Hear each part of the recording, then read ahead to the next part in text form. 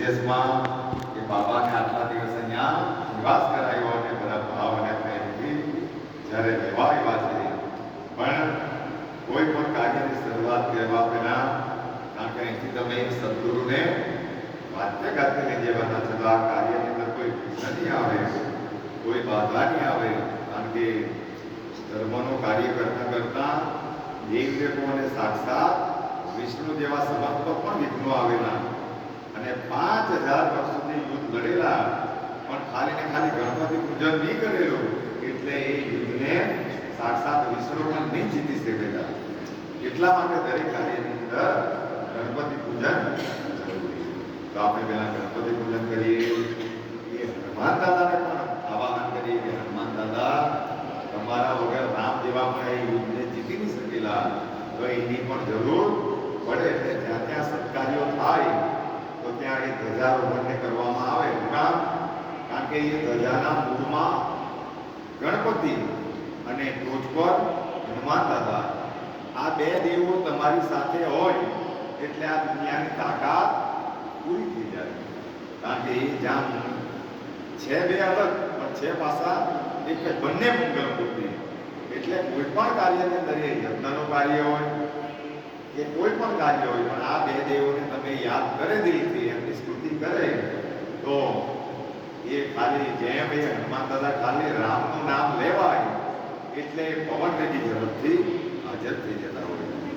એટલે સંતો મહાત્મો એમ કહે કે જેને જેને ભક્તિ કરેલી હોય અને કોઈક વાર આવા ખરાબ સંજોગો આવી જાય કે માનો કે એક્સિડન્ટ એક સમય અંદર થઈ જતું હોય, પણ એ આશામાં જેને ભક્તિ કરી લે તેના મોઢામાંથી સહજ રીતે નીકળી જાય, હે રામ, ખાલી રામનું નામ લેવાય એટલે હનુમાન દાદા એ પવન વેગી ઝડપથી આવીને એ જીવને બચાવી જ લે.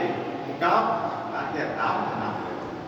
આ બધી અનમોલ ને પવિત્ર વસ્તુ છે, પણ એ વસ્તુને જ્યાં સુધી સમજવું નહીં ત્યાં સુધી એ અસ્તિત્વમાં આવી શકતી.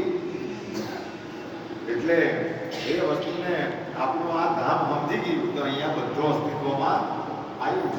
પણ મંડળો તૂટી પડે એને પછી કઈ કારણ કામ કરે કે ભક્તિ કરવા કરતા વિષો વધારે થાય, તો એના પર બધાએ ધ્યાન આપવાનું. અમારી ફરજ છે બધાને કહેવાની, કોણે કઈ રીતે લેવાનું એના માટે ભગવાને બુદ્ધિ આપી. એટલે સદગુરુના ચરણમાં આવે એટલે અહીંથી બધી પવિત્ર અને સત્ય વસ્તુઓ બધાને મળે.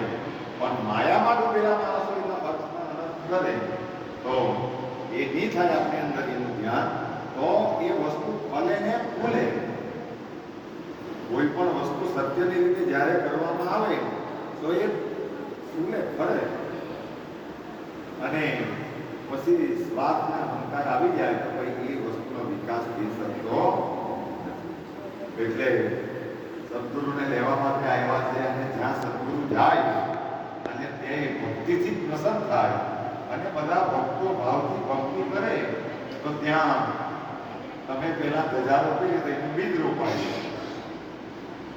મંદિર બન્યું એટલે એ ફૂલ્યું અને ભક્તિ કરતા કરતા કરતા કરતા એક દાડે એ તીર્થ બની જાય.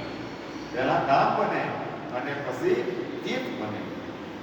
પણ આ બધી ધર્મની પદ્ધતિઓ છે. પણ મોટા ભાગે 90% માણસો આ રસ્તામાંથી નહીં પડે, કારણ કે મૂળને જ્યાં સુધી પકડી લે તો જ ફળ આવે. તો આપણે પેલા એ ગણપતિ દાદાની યાદ કરી લઈએ બધા ભાવ અને શ્રદ્ધાથી.